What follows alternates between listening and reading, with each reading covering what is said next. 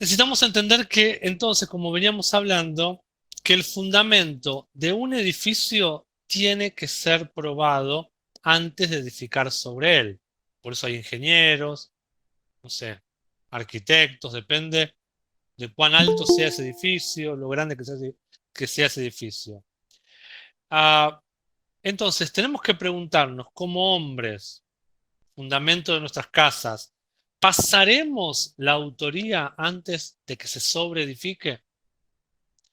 Dice Lucas 16, versículo 10 y 12. Quien, aquel que puede ser confiado con poco, también será confiado, se le confiará mucho. Y si no se nos ha visto como dignos de confianza con la propiedad de otro, ¿cómo se nos dará la propia, la nuestra? Acá hay dos principios tremendos de fidelidad que sirven para todos, ¿no? No solo para los hombres, para todo hijo de Dios, por supuesto. Ese principio de fidelidad funciona en dos vías. Uno es la fidelidad en lo poco. No tengo que esperar ser fiel cuando tengo algo grande, no, desde lo poco. No tengo que ser fiel en diezmar cuando cobre 1.000.000, no, ahora que cobras 50.000, 10.000, ser fiel en lo poco. Y el otro, que a veces no se enseña tanto, pero para mí es algo tremendo y poderoso en el reino, es ser fiel con lo que le pertenece a otro. Se ha perdido esta mentalidad muchas veces y a veces soy empleado y trabajo lo mínimo porque total, la empresa es de otro. Me contratan para desarrollar una tarea, hago hasta lo mínimo indispensable porque la obra de construcción o la tarea es de otro, le pertenece a otro. No, Dios está viendo mi grado y mi nivel de fidelidad en todo lo que hago. Si quiero lo propio, dice ahí Lucas, primero tengo que ser fiel con lo de otro. Por eso es tan importante estar bien firmes en nuestro servicio en la iglesia. Porque ahí Dios va viendo que desarrollamos nuestros talentos, nuestras vocaciones, y ahí nos estamos volviendo, estamos siendo probados para ver si Dios nos puede confiar también en otras cuestiones que nos van a redundar en beneficio económico, en algo propio. Hay gente que quiere tener una empresa y ser el jefe de una empresa y no sabe hoy ser el cadete de la empresa de otro. ¿Cómo vas a lograr ser un gran vendedor de millones cuando no sos fiel en vender hoy un par de medias? Lo poco y lo pequeño es para que aprendas a lograr cosas mayores. Por eso también me encanta el versículo que dice que no subestimemos o que no menospreciemos los pequeños comienzos. Los pequeños comienzos son pequeñas oportunidades. Si quieres volverte grande en algo, tenés que estar cerca de alguien que ya es grande en eso. Es importantísimo, porque el que se junta con sabios, sabio será. ¿Sí? Yo hace un tiempo, bueno, hace un montón que le interpreto al Dr. Ben, pero hace muchos años en mi vida que me apasiona la interpretación. Y si bien siempre lo hice en planos cristianos, hace un tiempo largo que dije, lo tengo que hacer también en planos seculares. Pero la interpretación es una elite. Y dije, ¿qué puedo hacer? ¿Cómo puedo hacer? Y pensar a vincularme con los grandes. Entonces empecé a googlear quiénes eran las personas más renombradas de nuestro país en interpretación de conferencias, de diplomacia, etcétera. Y hacer un trabajo fino, ser fiel, de a poco, conocer, estar cerca. No sé cuál es tu área, no sé cuál es tu vocación, no sé cuál es tu llamado. Acá hay muchos, hay muchas personas. Tenés que estar cerca de alguien que pisa fuerte. No para sentirte intimidado y decir, ay, pobrecito de mí, no sé nada. Eso es inseguridad tonta. Hay que estar cerca de alguien para aprender, para recibir experiencia. Y si es algo espiritual, para recibir mantos también. Porque la paternidad funciona por medio de mantos. El que se junta con sabios, sabio será. Y hay otro proverbio que dice también, en la multitud de consejeros, allí habrá sabiduría. No es en un consejero que va a haber la mayor sabiduría, es en la multitud de consejeros que están unidos en el mismo espíritu, que aman la verdad, poder escuchar otras facetas, otros matices de gente que tiene una misma intención, un mismo corazón, un mismo llamado, de gente que ama el reino, es importantísimo. Por eso esta reunión, por eso esta clase es enriquecedora, no porque enseñe yo, no porque use material del doctor Ben solamente, sino porque a través de lo que vamos edificando lunes tras lunes, quizás hoy no tanto, pero lunes tras lunes, y sobre todo cuando empecemos el ciclo lectivo en marzo, cuando ustedes van tomando más fuerza en la palabra y se animan a hablar más, hoy habló Eli, hoy habló también, ¿quién fue quien habló antes de Eli? Porque solamente la escuchaba y no veía. Maritza. Maritza. Cuando ustedes se van empoderando, nos vamos enriqueciendo todos, porque así es el cuerpo de Cristo. Volvamos al tema del ancla. Ahí tienen los versículos, no los voy a leer porque son varios, que hablan del ancla y que hablan de la roca más que del ancla, perdón. Pero esas tienen la función, la roca tiene la función de mantenernos sólidos y firmes. Y la Biblia habla una y otra vez del ejemplo de la roca como algo fundamental en una edificación, como lo principal en un fundamento. Solamente me voy a detener en el último de estos 4 versículos, que es al final de la parte A, que es 1 Pedro 2:6. Me encantó este versículo, le voy a leer una versión en inglés, le van a encontrar algunas diferencias, que dice así: porque en la escritura dice, he aquí, yo pongo una piedra, una roca, algo firme, un fundamento, ¿dónde? En Sión. Una piedra angular preciosa y elegida. ¿De quién se habla como la piedra angular? Cristo. Y aquel que confía en esa piedra nunca quedará avergonzado. Si aprendemos a estar y a transformarnos en algo sólido, que los demás puedan confiar en nosotros por nuestra reputación, por nuestros valores, por nuestra integridad, por nuestro afianzamiento en la palabra, vamos a ser como una roca. Pero miren lo que dice, que me encanta esta parte. He aquí yo pongo una roca en Sión. Sión es el lugar de los más que vencedores.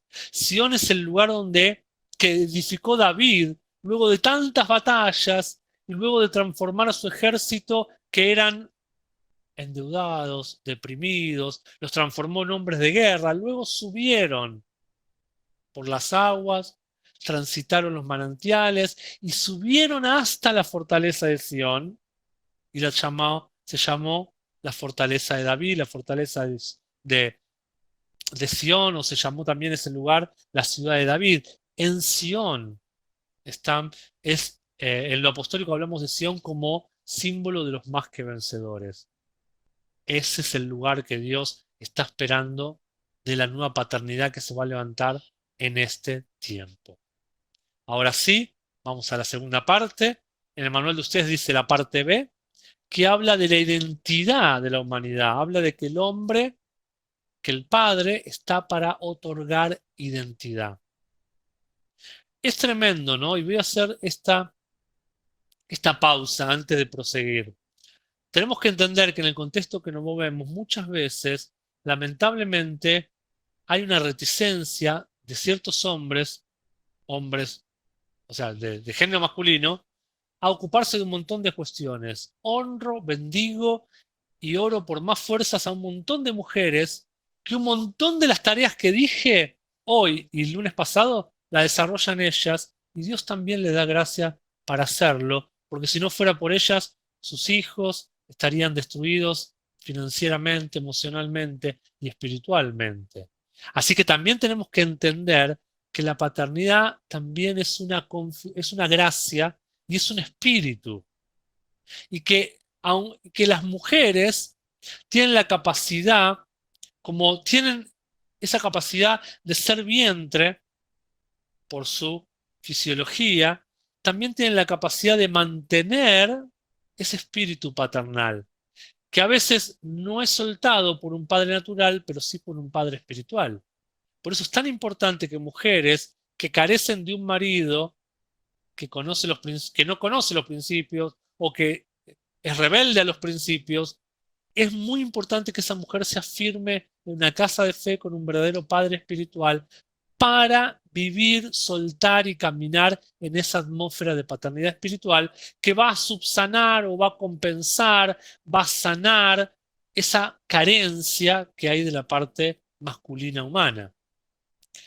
Dios creó a los seres humanos con genes, los cuales esos genes son la fuente y la sustancia de la vida.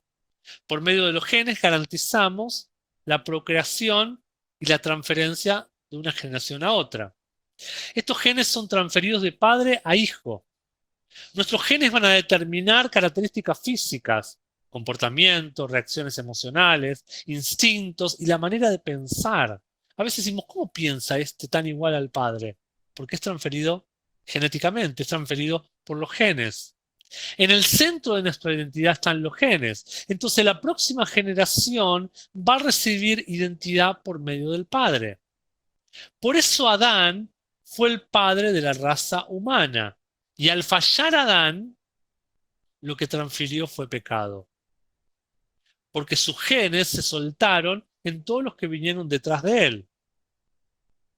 Romanos 5:12 dice, por lo tanto, así como el pecado entró en el mundo a través de un hombre, Adán, la muerte a través del pecado también entró. De la misma manera, todos pecaron. De la misma manera entró la muerte y de la misma manera todos pecaron. Debido a que Adán permitió que el pecado entrara en el mundo, sus descendientes nacieron con una naturaleza pecaminosa y con sus cuerpos que finalmente mueren. Entonces entró el pecado, entró muerte espiritual y entró muerte física. Aún su hijo Caín se convirtió en un asesino. Mira hasta qué punto fue la decadencia de este hombre Adán que lo transfirió en su hijo. La herencia que nosotros recibimos de parte de Adán fue muerte, tanto espiritual como física. Debido a que la simiente de Adán falló, nosotros como padres tenemos la oportunidad de revertir y cambiar por medio de alinearnos y de nacer de nuevo, no según el primer Adán, sino según el postrer Adán, que es nuestro Señor Jesucristo. A través de un hombre entró la muerte, a través de otro hombre, llamado en la Biblia el postrer Adán, nuestro Señor Jesucristo, entró la vida. Porque Él venció al poder de la naturaleza del pecado por medio de su vida, pero sobre todo por medio de su muerte en la cruz del Calvario. Es interesante entender que cuando la mujer falló y se entregó a la tentación de Satanás, hasta ese punto nada ocurrió. Cuando la mujer cayó y se entregó por ser seducida por la serpiente, se pusieron a pensar alguna vez que mientras ella falló, nada cambió. Las cosas cambiaron cuando Adán se unió a fallar con ella. Ahí cuando Adán falló, dice que fueron descubiertos sus ojos, se vieron desnudos, sintieron vergüenza, sintieron miedo. Todo esto está en Génesis 3, del 7 al 10. El que permitió perder la cobertura de su Padre Celestial fue Adán. Hasta que el error fue solo de Eva, nada de esto aconteció. ¿Por qué? Porque a quien se le había dado la responsabilidad de manifestar la imagen paternal de Dios sobre la tierra era Adán. Porque él era la fuente de esa mujer. Esa mujer vino de él. La clase pasada explicamos cómo la mujer es simiente y viene de Adán. No viene directamente de la tierra, no viene directamente de Dios, sino viene de Adán. Entonces, cuando la fuente falló, la, todo lo que él produce como genética, como genes, es transferido de manera negativa en esa primera hija que fue Eva y también en esa simiente que fue Caín, Abel, Set. Ellos transfirieron, Adán transfirió esa maldición a sus hijos. Noé, Abraham, a todos los que siguieron, hasta llegar a nosotros. Nosotros tenemos la oportunidad de revertir eso por medio de nuestro Señor Jesucristo. Cuando Adán desobedeció a su padre Dios, todo se arruinó. ¿Por qué? Porque perdió su verdadera cobertura. ¿Qué nos da cobertura? ¿Qué produce una cobertura? Produce protección, produce defensa, una cobertura produce fundamento, produce solidez. Por eso se vieron desnudos y se cubrieron con hojas de higuera. Y Dios le dijo, ¿dónde estás tú, Eva? No, mentira. No dijo, ¿dónde estás tú, Eva? ¿Dónde estás tú? Le dijo Adán. Fue Adán el que se escondió. No fue Dios el que lo dejó a Adán por haber pecado. No fue Dios el que dijo, yo ya no tengo más nada que ver contigo, Adán, me olvido de vos. No, fue Adán mismo el que se alejó. Esto es tremendo, porque en la mentalidad religiosa, a veces de alguna manera directa o indirectamente, nos hicieron creer, por lo menos a mí, que cuando Adán falla, Dios parece que se enoja, lo echa del jardín y listo. No, lo que Dios hace, ni bien peca a Adán, es llamarlo. ¿Dónde te escondiste? ¿Dónde estás, Adán? Dios no deja de ser padre, aun cuando su hijo falla. Es cierto que dice que le pusieron querubines para proteger el árbol del bien y del mal, pero eso fue para que no se perpetuara ese estado pecaminoso del hombre, no fue para castigarlo. Por supuesto, tiene una consecuencia Adán, que la consecuencia fue perder esa comunión con su padre, esa gloria que lo cubría, esa intimidad tan profunda con su padre.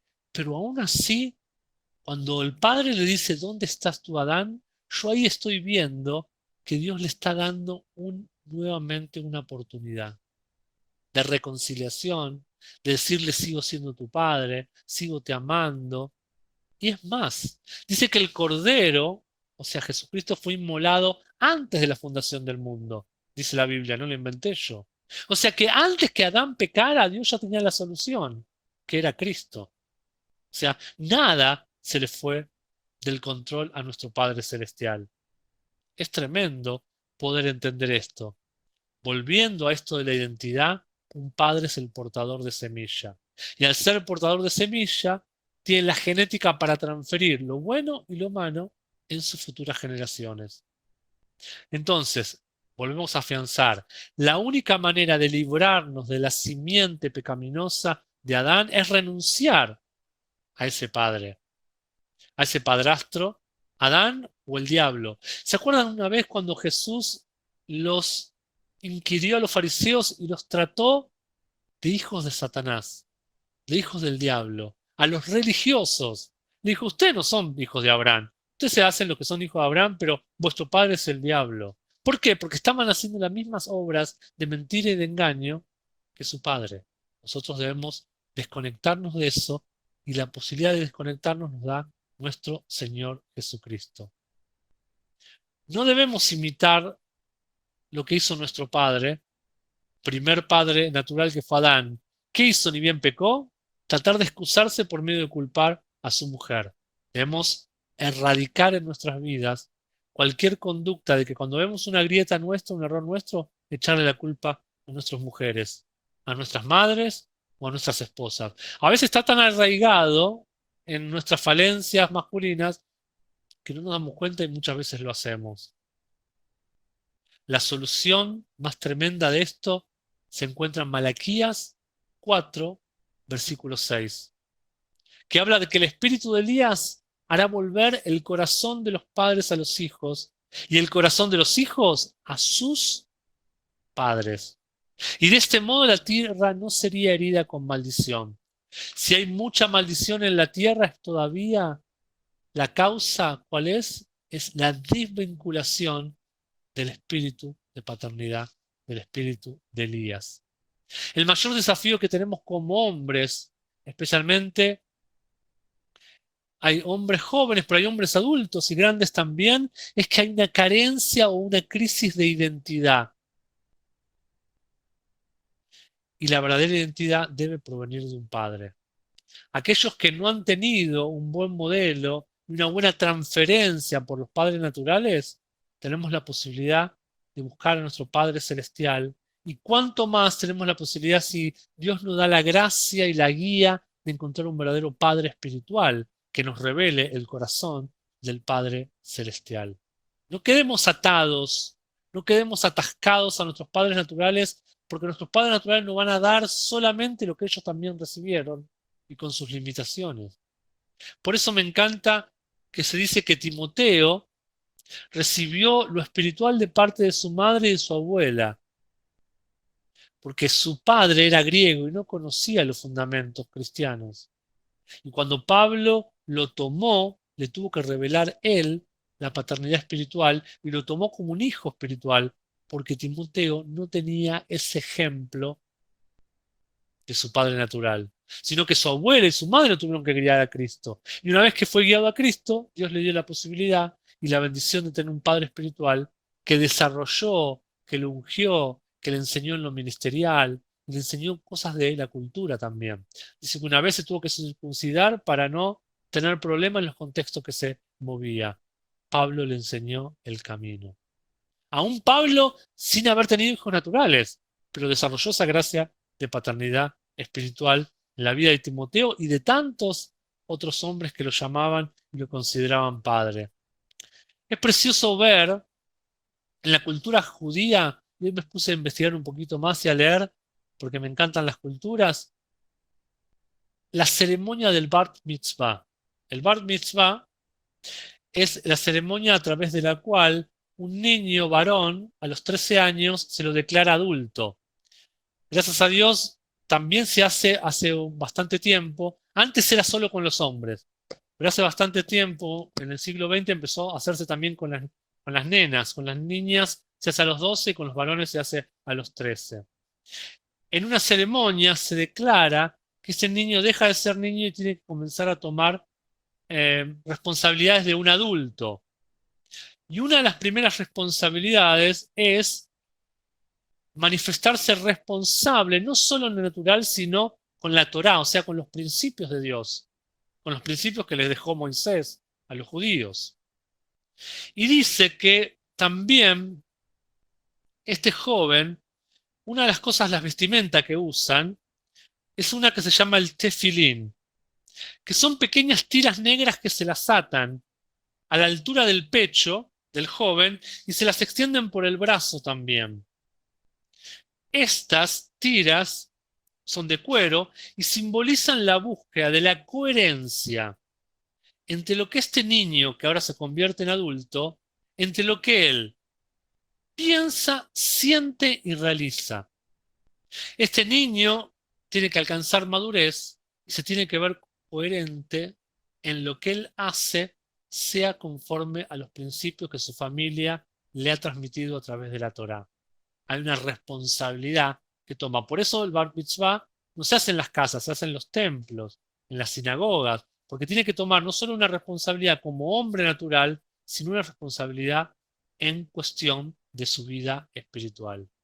Es hermoso ver esto acontecer, porque esto lo hace en presencia de sus amigos, en presencia de sus familiares, hay testigos presentes. Estas cuestiones que son ceremoniales y ritos no son al pasar. Por eso después vemos por qué la cultura judía está tan entretejida entre ellos, porque respeta ciertos ritos y a través de estos ritos muestran una responsabilidad que es transferida de padres a hijos y que ahora ese espíritu de padre tiene que ser transferido en sus futuras generaciones. Entonces es tremendo porque Dios más allá de que los judíos podemos decir, bueno, pero le falta la revelación de Cristo, por supuesto, pero si ellos son obedientes a algo, son obedientes a transmitir de manera oral y ahora también de manera escrita los principios de la Torá, los principios cristianos, los principios que Dios les enseñó al pueblo, y los vemos en Levítico, en Éxodo, y ellos tenían la responsabilidad de transmitir de generación en generación a sus futuros hijos, para garantizarse esto de revelar una cultura. ¿Cuánto más nosotros debemos como padres naturales, como madres naturales y espirituales, copiar e imitar este modelo? Si queremos hijos del reino, no tenemos que nosotros ocuparnos en nosotros cambiar solamente, en nosotros aplicar la palabra solamente, en nuestros hijos, en nuestros nietos. la palabra debe hacerse carne, debe ser manifestada en ellos, por medio de entretejer en nuestro mismo ADN, en nuestra misma forma de vida. No hacemos un Bar Mitzvah, no hacemos una fiesta, pero en lo que hagamos, en lo que manifestemos, debe estar entrelazado la vida del reino. Debe evidenciarse la vida del reino. Lo que Adán produjo por medio de fallarle a su Padre Celestial, porque vimos el otro día que en Lucas habla de Dios como Padre de Adán, en Lucas capítulo 3. Lo que Adán produjo es una separación de su Padre Celestial. Y ese es uno de los significados raíces de la palabra pecado. Pecado quiere decir separación. Una de las formas de definir pecado es cerrar al blanco, otra es separación, y es la palabra amartia. ¿Qué hizo Adán? Es dejar a su esposa Eva y a sus hijos en un espíritu de falta de paternidad, un espíritu de orfandad. Y hasta hoy, aquellos que no conocen a Dios y no conocen esta redención por medio de la paternidad correcta, se sufre de la orfandad. Esta palabra apostólica, la palabra que Dios está revelando hoy, el espíritu de paternidad que Dios está revelando hoy, los apóstoles, pastores, profetas que Dios está levantando hoy, que realmente están dispuestos a hablar del Kairos de Dios para esta temporada, te van a hablar de volver al corazón paternal de Dios. ¿Cómo puede ser restaurada la paternidad? Primero, por supuesto, a través de la salvación, como hablamos antes. La salvación es el resultado de un hombre, Jesucristo, el postrer Adán, que proveyó a los hijos huérfanos de la humanidad una forma de regresar al origen, al diseño original, a la identidad original en él. Recordemos que Adán voluntariamente dejó a su padre. Y entonces la misión del postrer Adán es regresarnos a nuestro Padre. Para restaurar las relaciones familiares terrenales a la manera como Dios las restauró, Dios proveyó una manera tremenda, que son las casas de fe, con un padre y una madre espiritual que nos enseñan y nos revelan el modelo divino, lo celestial revelado en la tierra. Malaquías lo profetizó en Malaquías 4:6, como leímos antes, que el corazón de los padres sería retornado a los hijos y el corazón de los hijos a sus padres para que la tierra ya no viva más en maldición. El ángel le dijo a Zacarías, que era el padre de Juan el Bautista, ¿cuál sería la naturaleza de su ministerio? Del ministerio de Juan el Bautista, que le abrió el camino a Jesucristo. ¿Cuál sería esa naturaleza? Hacer este camino de volver con el espíritu de Elías. Un verdadero establecimiento del reino de Dios sobre la tierra acontece cuando primero hay un preparar el camino de volver a la verdadera paternidad. No solo para que ustedes me vean a mí como un padre, o vean al apóstol Arnaldo, o vean a cualquiera de los que son pastores acá como padre, sino para que en los verdaderos padres espirituales que Dios levanta sobre la tierra hoy, puedan ver el corazón paternal de Dios y seamos restaurados a esa verdadera paternidad. Es tremendo poder entender que el orden divino, que el orden está volviendo a la casa que Dios ha hecho un tabernáculo acá con el hombre. Y por eso quiere usarnos a los hombres y a las mujeres que podemos, bajo esta revelación, fluir en este verdadero espíritu y en esta configuración que Dios nos está mostrando y revelando en este tiempo. Si pueden cerrar los ojos, quiero dejarles una declaración y una bendición muy breve. Señor, gracias por esta palabra. Gracias por poder estar en esta hora y en este tiempo. Como dijo la reina Esther, no sea que para esta hora he llegado. Qué tremendo el privilegio y el honor que tenemos de poder conocer la restauración hacia la verdadera paternidad y de que tú nos seas revelados a nosotros como nuestro verdadero Padre. Y así vamos a estar sanando nuestras vidas primero, pero también a los que nos rodean. Y así vamos a estar sanando nuestra sociedad y nuestros países.